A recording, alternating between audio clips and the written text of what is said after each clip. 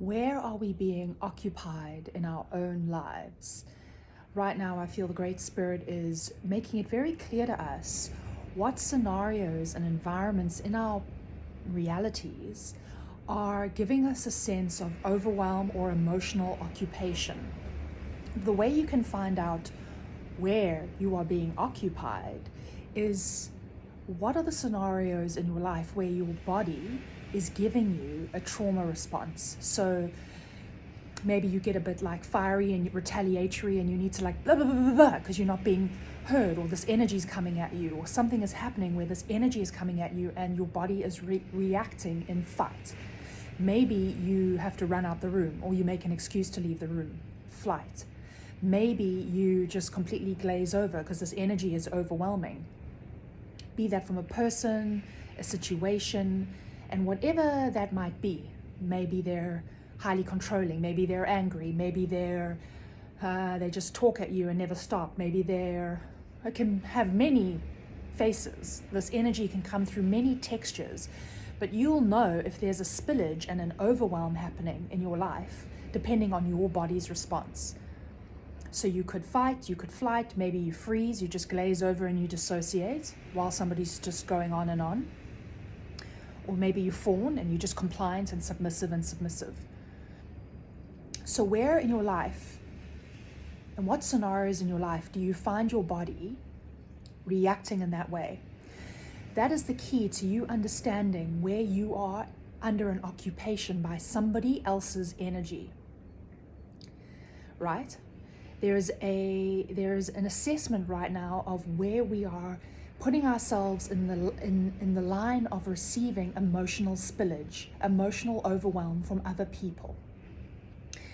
And this came up in our fellowship, right, this week. And we all shared feelings of experiencing other people's spillage and needing to find a way to stay grounded and in our being, and maybe not have trauma responses and disappear in certain ways. But then also the line between, I can stay grounded through this, but this doesn't mean I need to step into this environment every day. It doesn't mean I have to learn how to weather this. No, the body is telling you that this ongoing occupation and this ongoing emotional response we keep having is me telling you that this is not healthy for us. So the question is, why do we allow ourselves to walk into situations each day, or environments or people or whatever it may be, where our body receives and gives us a somatic signal of experiencing overwhelm, experiencing the spillage, the occupation of another person's energy? So this is what I feel the Great Mother is showing us right now. Where are we allowing ourselves to be occupied? Because what's happening in Palestine is a macro example of what we are doing on a micro scale, as within, so without.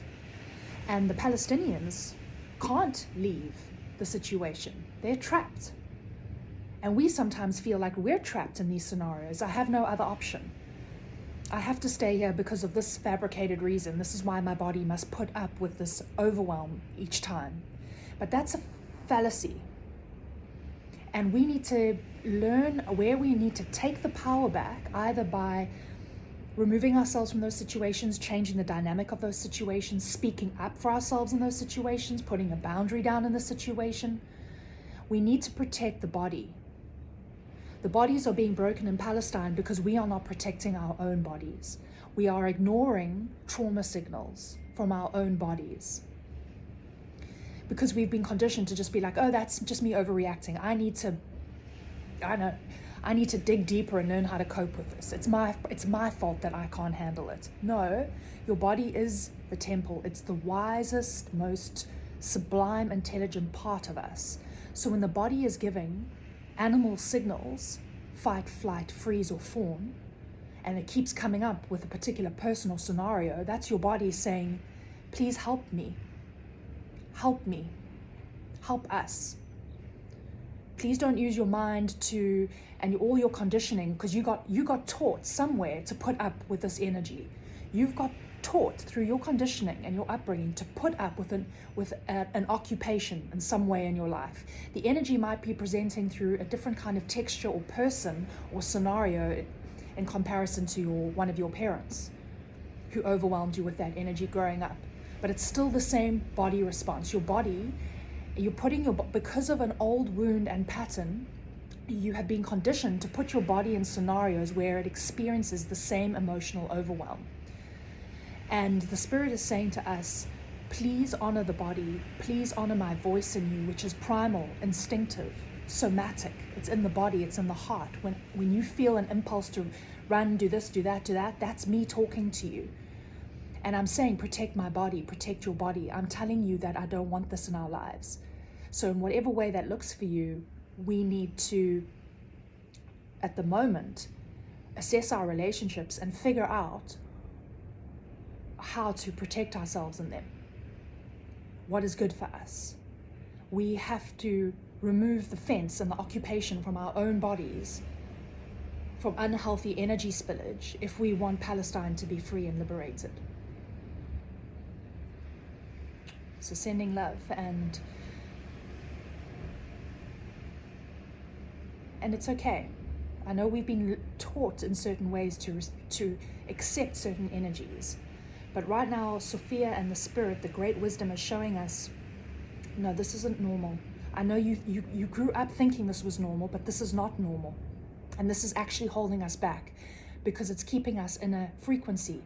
When the body is in a state of emotional overwhelm, in a state of occupation and spillage, receiving other people's spillage, the body is then giving off a frequency that keeps us in a lower, denser place.